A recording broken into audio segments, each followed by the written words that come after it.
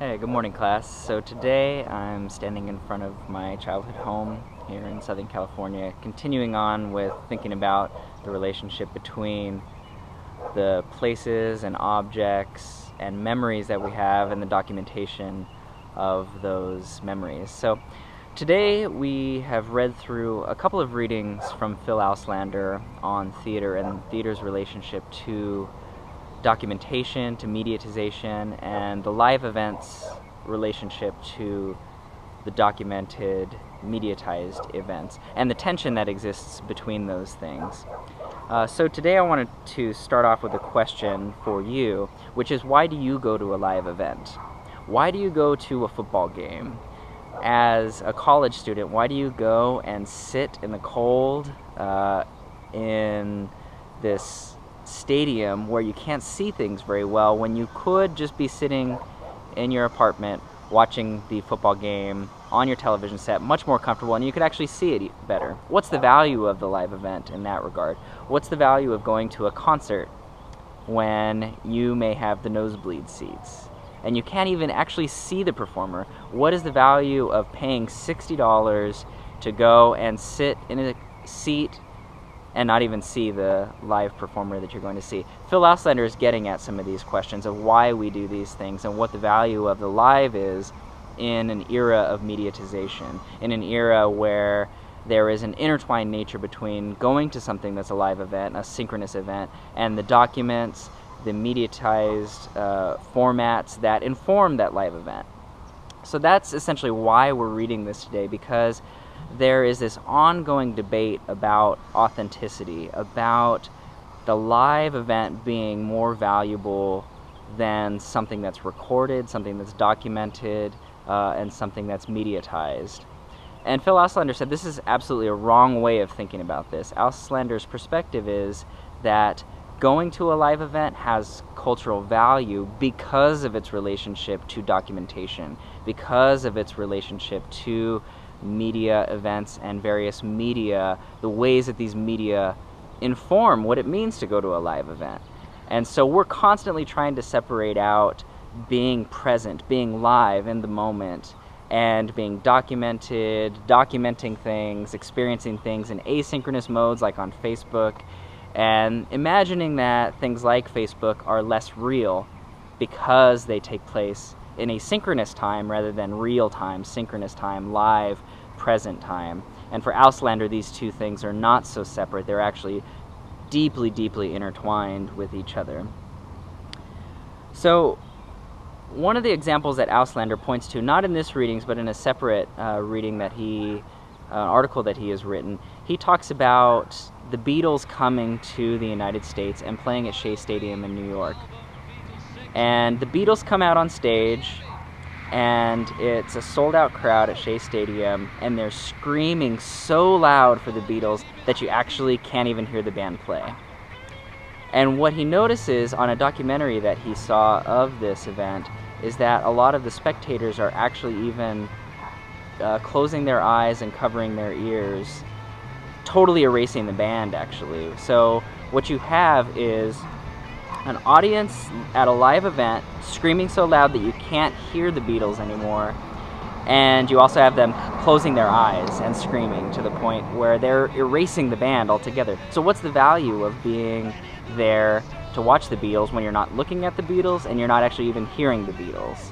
For him, the live event is meaningful because the spectator goes having listened to the records of the Beatles, having seen them on television, having read about them in newspapers. All these various forms of documentation lead up to that one moment of being there with the Beatles, and the Beatles are actually just an ancillary thing to the live event. The live event is a confirmation of all these documented experiences and relationship to the Beatles that have led up to that moment. So all of those documents, like the TV show and the record that you listen to, are a part of the live event, not separate from it. They actually inform it. They're an essential part of going to a live event. And we see this in our own experiences as well. Think about a band that you really like, and you've probably listened to them through various downloads that you have of their music, and you go and hear them live, and you're constantly comparing the music that you've listened to that they've recorded and the live event? What differs? Does it sound the same? Are they doing things differently? There's a constant comparison of the document and the live event. They're not separate things, really. They inform each other. And that's what Auslander is trying to get at here, that the document is a part of what it means to be in the moment, that the mediatized experiences that we have, like listening to a band on your phone or your MP3 player and then going to the live event, are actually things that inform each other and make each event, each experience meaningful. So he compares this to another theater scholar, Peggy Phelan, is talking about this idea of the ontology of performance. And I wanted to read a quote from her, and this is a quote from her book Unmarked, and Auslander cites this. Peggy Phelan writes that performance's life is in the present. Performance cannot be saved, recorded, documented, or otherwise participate in the circulation of representations of representations. Once it does so, it becomes something other than performance. To the degree that performance attempts to enter the economy of reproduction, it betrays and lessens the promise of its own ontology, and ontology here meaning its essence, its being. Performance's being, like the ontology of subjectivity proposed here, becomes itself through disappearance. And what she means by that is the ephemerality of a live event is what makes it meaningful, is what makes performance powerful. The fact that you are sitting there in the theater watching something that's disappearing and is never going to happen again, that's the ontology of performance. And she says that that's absolutely distinct from the recorded nature of things like watching a film or watching a television show that can be replayed over and over again. It doesn't have that ephemerality. So, in essence, it's not the same thing as performance because you can watch it over and over again. And as soon as you record a performance, it now is no longer performance. It's something entirely different. It's part of that circulation of representations that performance just doesn't exist in. Performance is something because it disappears. Herbert Blau, who Auslander quotes a lot, says the power of being at the theater is you're sitting there watching somebody die on stage. In essence, we're watching each other's life pass away because in real time our lives are getting shorter and we are experiencing that. You're giving up your time to go see something live, and there is value to that. But for Phil Auslander, he essentially argues that the live event cannot be separated from the documentation that informs that event. So for him, he's arguing that there is, in essence, a fetishization of liveness. He's saying that we're arguing that the live event can do things that it really doesn't necessarily do. We're arguing that it has this distinct nature from documentation that is actually a false binary opposition between the document and the live event. And so he goes on to debunk a couple of ideas. So many people say that the live is not a copy, that you and I sitting face to face in a classroom is not a copy the way that this online class is. There's more authenticity to it because it's not a copy, it's the real thing. And there's value then in rarity. So if you think about the history of art and the history of reproduction, stuff we're going to actually read next week with Walter Benjamin's article, The Work of Art in the Age of Mechanical Reproduction, he gets at this very point, that the value of some art is in its rarity, that it's not a copy, that it's the real thing. And the live is similarly valued for its rarity, that it's in the moment, it's never going to happen again. And that rarity is that it's not a copy, it's the real thing. So Auslander says on page 25 of his book Liveness, the rhetoric of mediatization embedded in such devices as instant replay, the simulcast, and the close-up, at one time understood to be secondary elaborations of what was originally a live event, are now constitutive of the live event itself. So think about a football game. When play stops, the refs go and look at the recording to see what actually happened. That's his point, is that the recording is actually constitutive. It defines what happened in the live. So this secondary elaboration, this recording, which was once understood as being distinct from the live event, now actually defines the live event. The instant replay tells you what happened in the live event. And thinking about this in terms of musical theater is another way of approaching this. So my wife is someone who has loved musical theater growing up, and what she would do is often buy the CD or the DVD of a play before it came out, listen to it, absorb it, and then go to the live event, and anything that was a little bit different from the CD or the DVD, from the people she was watching there live at the theater, instantly noted. Oh, that woman is singing a little differently than the CD, or she's doing it a little bit differently than the DVD. So the live event is actually always in comparison to the recorded event. You go to it with the expectation of what it's supposed to sound like, and the live event has to either live up to that or has to somehow define itself differently, but it's always in relationship to the document. So if you think about a play like Les Miserables, it came out, it won the Academy Award in the movies. It was a movie, it was originally a play, then it was a movie, and now any play after that is going to be compared to the movie. So if you think about the clips of the most famous songs in Les Mis, if you go to the live event and you've seen the movie and you know the movie well, you're going to be comparing the live to the film, to the document. So the live is going to always have to contend with these documents. And that's his point, that we try to separate these things out, the document and the live, but they're so informative, they're so intertwined. To try to separate them is actually to fetishize the live and to say it does things that it actually doesn't do. You can also think about going to a concert of a band you really like, and imagine them playing all songs that you've never heard before. There's value to that, but you go to the concert expecting to hear the songs you know well and listen to on a daily basis. And if they played just songs you weren't familiar with, which I've had the experience of doing that, it's not incredibly enjoyable. You like hearing new music, but you go with the expectation that you're going to hear those songs that you love. The other thing that he's trying to debunk is that liveness, that the live event gives us a sense of community. You go to the football game because all of the other students are there, and that just can't be replicated. It's a live event that reinforces ideas of community. And Auslander writes on page 56, "Communality is not a function of liveness. The sense of community arises from the specific audience situation, not from the spectacle for which the audience has gathered." So you go to the football game, but the community event is not necessarily dependent on the football game. The community is dependent on the community. The community experience is developed simply by being amongst those people. And you could change out the football game and put a basketball game. You could put a concert. You could put a wide range of things in its place. The event itself isn't necessarily the defining factor for what it means to be a community. Just gathering together has that powerful experience.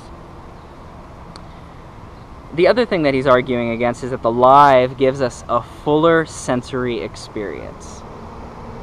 And we hear this a lot. It just, even for this class, for example, so I've had Manuel, Keith, and Remy, the three of you who are in this class. I've had you in previous classes, so I know the tone of your voice, I know your mannerisms, I've interacted with you face to face, and I haven't with the rest of you. So I don't have the sensory experience of having you as students. There's a lot missing in my own understanding of who you are as a person. And we hear this a lot, the live gives you a fuller sensory experience, and that is true in a lot of regards. And Auslander even points to this, but his argument on page 55 is, I would argue that this is not the case, that these other senses are engaged by mediatized performances, even like an online class. It certainly can be the case that live performance engages the senses differently than mediatized representations, but a difference in kind is not the same thing as a difference in magnitude of sensory experience.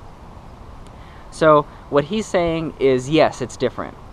Watching an online class, online lecture is different than you and I being in the classroom. There's no doubt about it. But your senses are engaged right now. They're just engaged differently. And difference in kind is not the same as difference in quality or difference in magnitude. It's just different.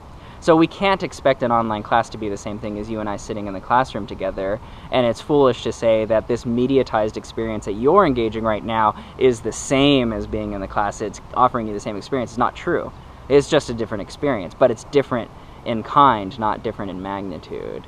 And we will fetishize the live assuming that it gives you a quality of magnitude, a quality of experience that the mediatized doesn't. But it's just different. It's not different in quality necessarily. The last thing that he's talking about is cultural capital of being at a live event. You're at the concert because that person's in town, they've only played in this town once, and you were there. You were at that experience, and the cultural capital of that is being able to share with your community that I was there. I document it. I proved that I was a part of this live event that only happened once. And there's cultural value in that. There's cultural capital in being able to be at an event that only happened once.